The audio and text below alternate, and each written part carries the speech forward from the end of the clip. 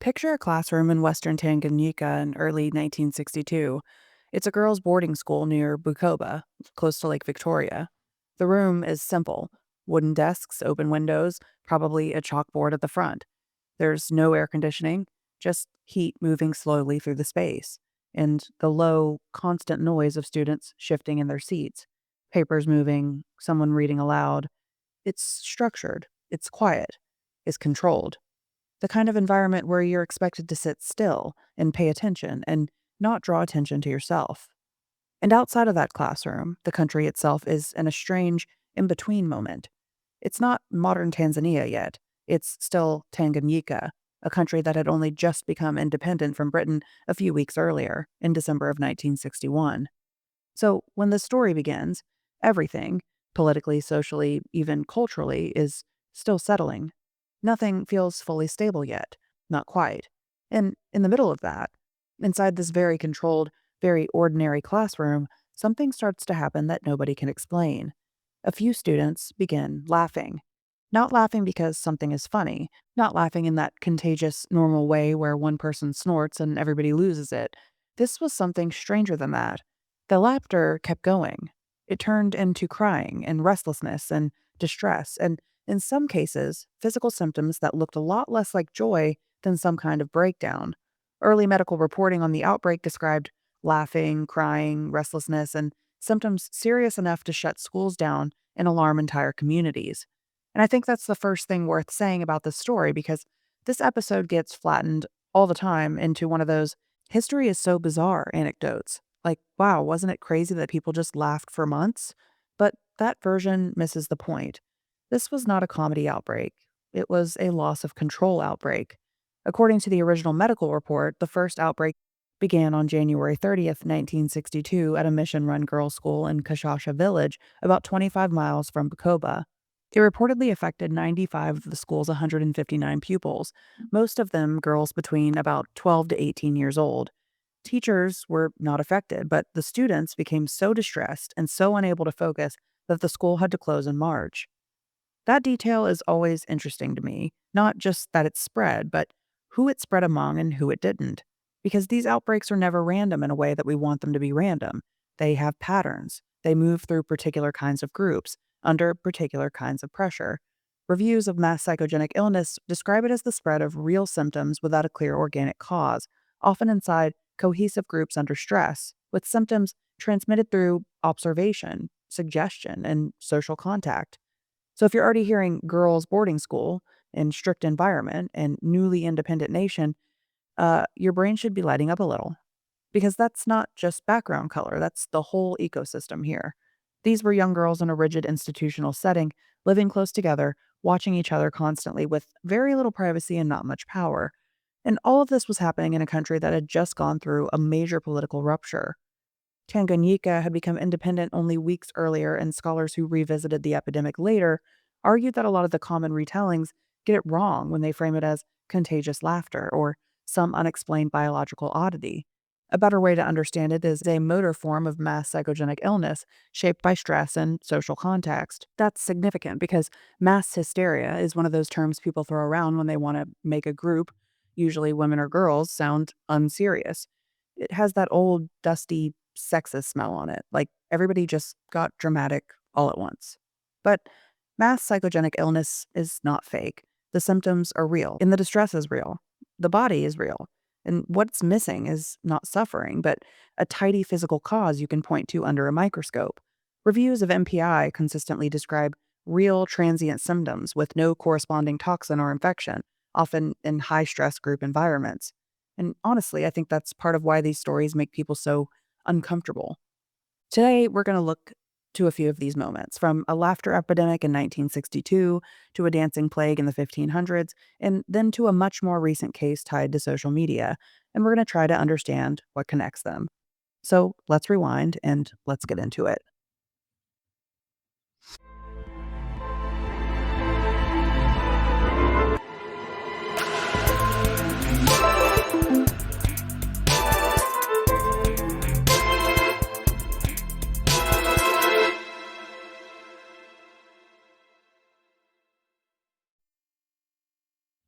We are fine with illness when it behaves itself, right? We are fine when there is a germ or a lesion, a test result, a neat diagnosis, a clean chain of cause and effect.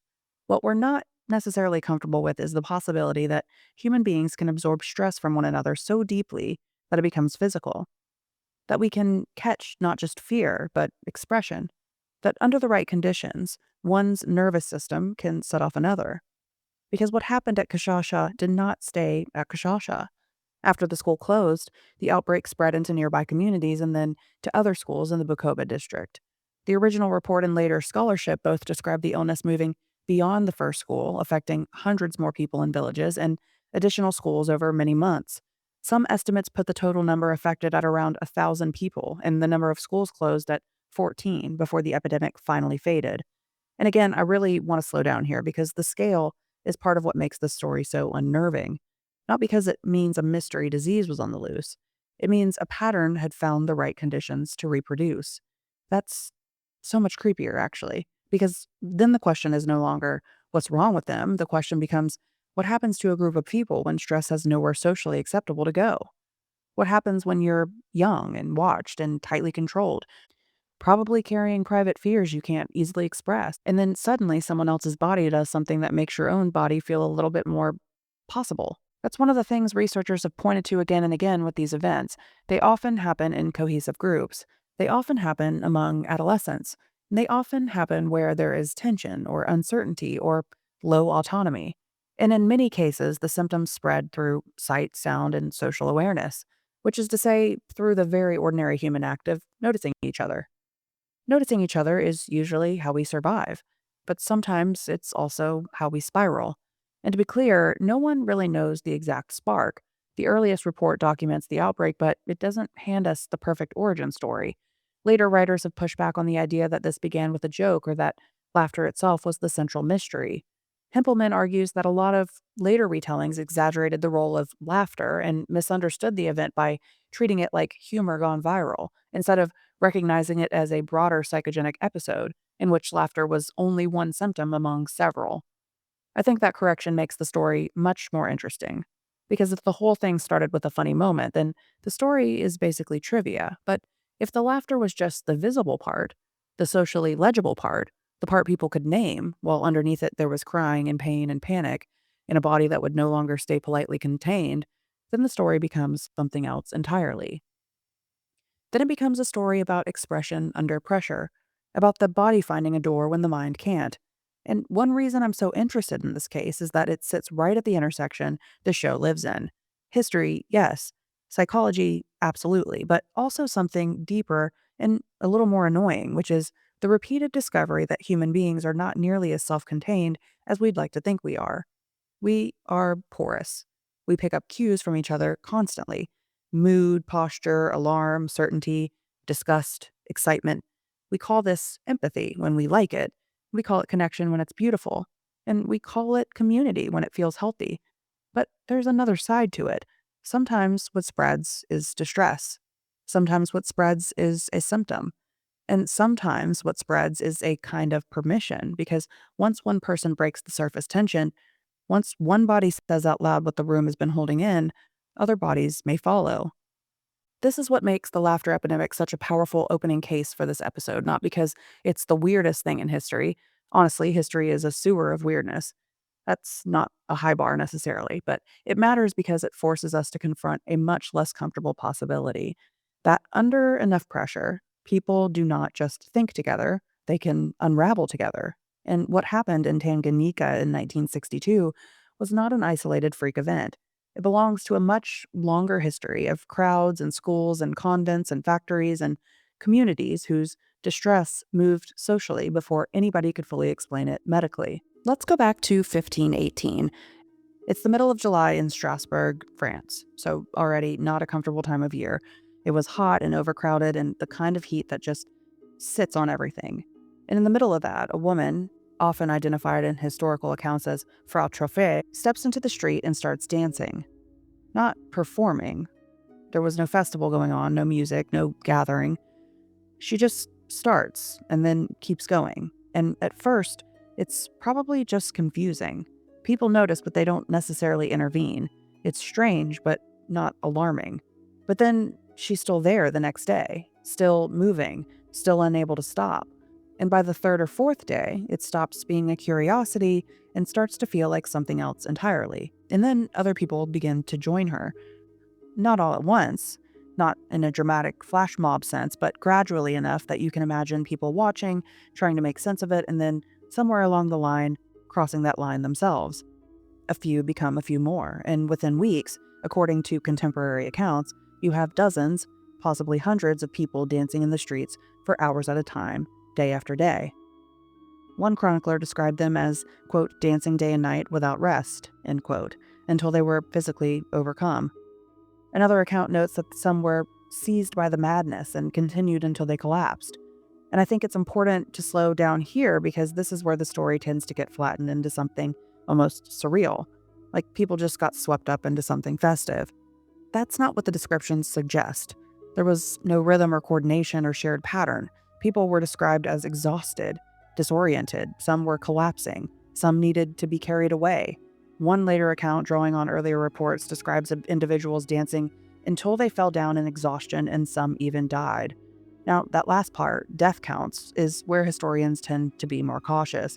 The numbers aren't clear and later retellings often exaggerate, but even setting that aside, the tone across these sources is consistent. It wasn't an element of celebration. It was closer to something like a compulsion. And what's striking is how quickly it escalates to the point where authorities feel like they have to step in, because now it's not just one person behaving strangely. It's visible. It's in the public. And at this point, it's probably frightening. And the response they land on is unexpected, but only maybe from our perspective. At the time, the dominant medical framework was humoral therapy, the idea that illness came from imbalances of the body. Too much heat, too much blood, something needed to be released. So when officials looked at what was happening, they weren't seeing a social phenomenon. They were seeing a physical condition. And within that framework, the logic actually holds together. If the body is trying to expel something, if it's in a heightened state, then stopping it might make things worse. So instead of shutting it down, they try to manage it. City records suggest they cleared spaces and made room for the dancers, and in some cases, even brought in musicians. Not because they thought it was harmless, but because they believed the body needed to move through whatever this was, which did not go well. And I think it's really easy to look at the response and write it off as irrational, but the more you sit with it, the more it starts to feel familiar. Because when people are dealing with something they don't understand, especially something that looks medical but doesn't behave like a typical illness, they don't just stop and say, "We have no idea." They reach for whatever framework they have. In 1518, that meant humoral therapy, sometimes religious explanations, ideas about divine punishment or spiritual imbalance. In 1962, it meant clinical observation, documentation, trying to diagnose something that didn't quite fit into an existing category. Different language and different models, but underneath that, it was the same problem. Because what they were trying to make sense of was a body responding to something invisible, and other bodies responding to that response. Now, fast forward a few centuries. Late 1800s into the early 1900s, industrial Europe in the United States. When work is shifting out of homes and into factories, and for a lot of people, especially young women, that means long hours in crowded rooms, doing repetitive work under constant supervision. If you read firsthand accounts from that period, the physical strain is definitely there. Women working in the textile mills in places like Lowell, Massachusetts, describe days that stretched 12 or more hours, the air thick with lint, the noise constant, and the pace was unrelenting. One worker later wrote that the hours were long and the work was extremely fatiguing, which feels almost understated when you think about what that actually meant in practice. And in that environment, where people were already tired and under pressure and constantly aware of each other, you start to see reports of something else happening. Not just individual illness, but clusters.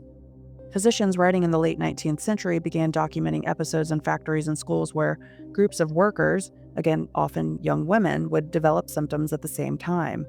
Tremors, weakness, nausea, fainting spells, they all seemed to move through a room in a way that didn't behave like a typical disease. What stood out to them wasn't just the symptoms themselves, but the pattern, how closely they tracked with proximity, with who was near who, and who saw what, and who reacted to what. And if you pause there for a second, you can almost picture it. You're in a room where everyone is working side by side, where there's not much privacy and not much room to step away, and someone near you suddenly collapses. At that point, it doesn't stay contained to that one person. The focus shifts. The room shifts. People are watching, trying to make sense of it, and in doing that, they're also scanning themselves. How do I feel? What am I noticing? Does something feel off with me? And once that question enters the room, it doesn't really leave. You see that dynamic even more clearly in another case from 1962, known as the June Bug Epidemic. This took place in a textile factory in the United States, where workers began reporting that they were being bitten by something, an insect they couldn't quite see but could feel. At first, it was a few complaints, mostly itching and irritation, but within a relatively short period of time, more workers began noticing the same sensations. Some described feeling the bites happening in real time, and others started pointing to marks on their skin as evidence that something was there. And as more people became aware of it, the experience seemed to spread. Not randomly, but along lines that, in hindsight, look very familiar. People working near each other, people talking to each other, people who had watched the same initial reactions unfold. Eventually, the situation escalated enough that the factory shut down and investigators were brought in to figure out what was causing it. They approached it in the way that you'd probably expect. They checked for insects, tested the environment, looked for any kind of contamination or physical trigger that could explain what was happening, and they didn't find one.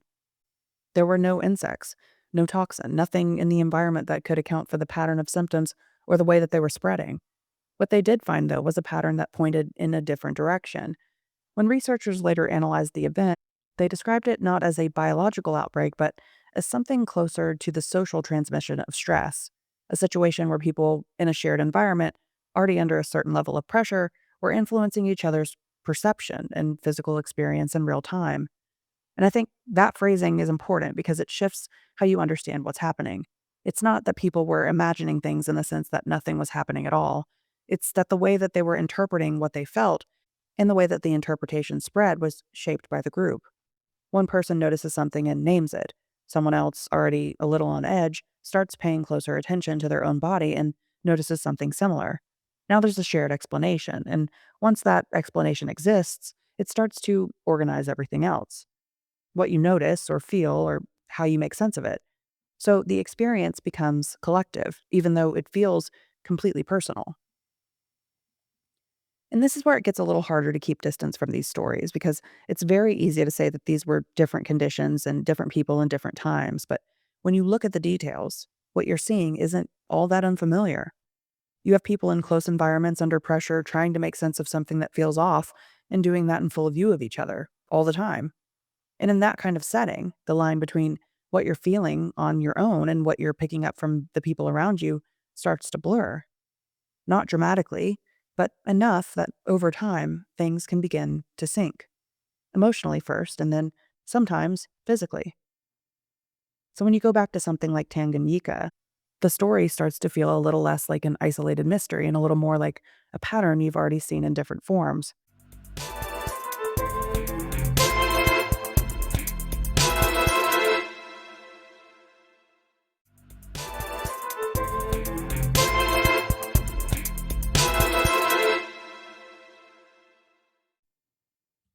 So everything we've been talking about has really been dependent on proximity, right? On people being close enough to read each other and pick up on signals and absorb behaviors. Then historically, there was always some kind of natural boundary. You had to be in the same room, like a classroom or a factory or a town square. That's how far something like this could spread at that point. But that's not really the constraint anymore because now the room isn't physical. It's something you carry around with you. During the early part of the COVID-19 pandemic, clinicians in multiple countries started noticing something that didn't quite fit. Teenage patients, mostly girls, were showing up with sudden, intense tic-like behaviors, and not the kind that developed slowly over time. These were complex, full-body movements, sudden jerks, repetitive motions, vocal outbursts, sometimes words or phrases, sometimes sounds they couldn't suppress. And what stood out wasn't just what the symptoms looked like, it's how fast they appeared. Dr. Kirsten Mueller-Vahl, who specializes in tic disorders, described seeing patients with what she called a very unusual symptom profile. Teenagers with no prior history presenting with rapid onset symptoms that didn't follow the typical pattern of Tourette's. And that pattern was consistent enough that clinicians started comparing notes. In the US, Dr. Douglas Woods put it more bluntly. He said these cases weren't showing up randomly, they were clustered, and they were too similar to ignore, which is a word that should probably sound familiar by now. Clustered. So naturally, the question became, what's the common thread? And one of the answers that kept coming up was exposure. A lot of these teens were watching the same kinds of videos, creators documenting their own tic disorders, filming episodes, explaining what it felt like, showing the movements, the vocalizations, the patterns, and not occasionally, repeatedly. One clinician described asking patients about their media habits and getting the same response over and over again, hours a day of similar content, often from a small group of highly visible creators. And once that detail clicked, the cases started to make a different kind of sense. Because if you step back for a second, this isn't necessarily just watching a video, it's watching something highly physical and highly expressive, something that already maps onto the kind of internal distress that a lot of people were feeling during that same time.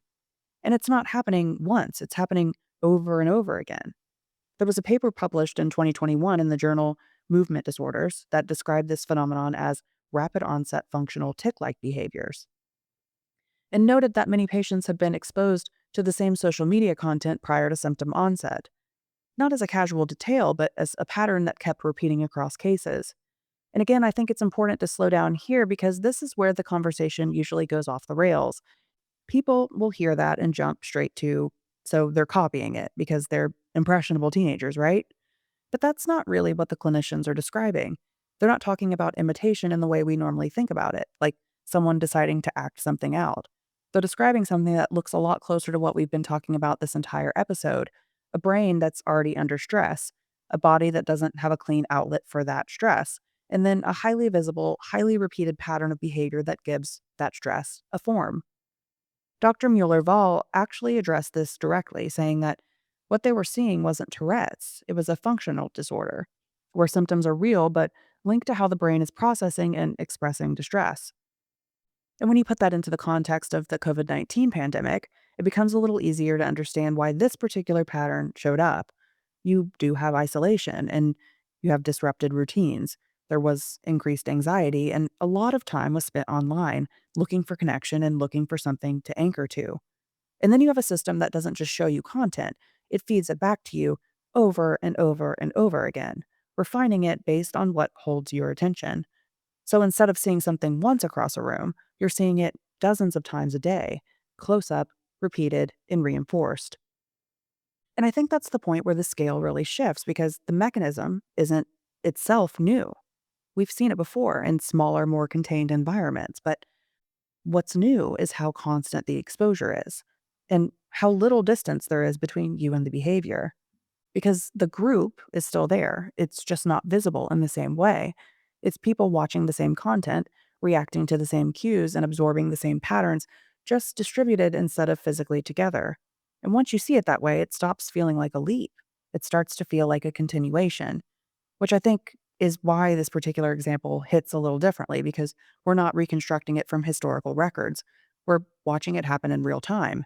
And even now, with all the language we have for it, all the research, all the frameworks, it still makes people feel a little uncomfy. Because it doesn't just raise questions about those cases, it raises questions about how much of what we feel and how we express it is shaped by what we're taking in. Now, there's a version of this where I could wrap it up really cleanly. Like, this happened, we understand it better now, we've got a name for it, and that's the kind of end of it. It lets you listen to something like the laughter epidemic and think, that's interesting. Glad that's not something I have to worry about. But the more I sat with this, the less that felt true. Because once you start noticing the patterns, they don't really stay in those big, obvious moments. They show up in smaller ways that feel a lot more familiar, like how quickly a mood can shift in a room, or how you can walk into a space and just feel something's off, even if nothing's happened yet, or how a crowd can get on the same wavelength before anything even really starts. None of that feels like influence when it's happening. It just feels like your reaction. I think that's the part that stuck with me the most. Not just that behavior can spread, but that when it does, it doesn't feel external. It feels like it started with you. And maybe that's obvious on some level, like, of course, we affect each other, but I don't think we think about it in that direction. How much of what we feel is shaped in real time by what we're taking in. And I'm not just saying that we're all just absorbing everything around us or that we don't have any control over it. It's just maybe less separate than we'd like to believe. And I think that's why stories like this stick, not because they're dramatic, but because they take something that's usually subtle and make it visible. And once you've seen it that clearly, it's kind of hard to unsee. Thanks for listening to this again. If this episode stuck with you, send it to a friend who you've definitely caught a mood from before. I'll see you next time.